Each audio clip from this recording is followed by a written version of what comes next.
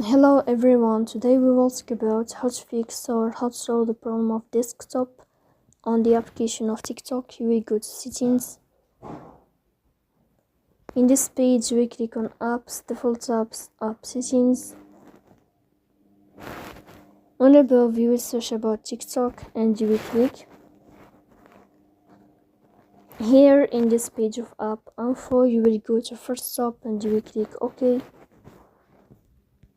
Here you will enter to the window of storage. Here you will click on clear cache. In the end you can turn off your phone and you can restart your phone again to fix that problem. So please don't forget to support us by like and subscribe.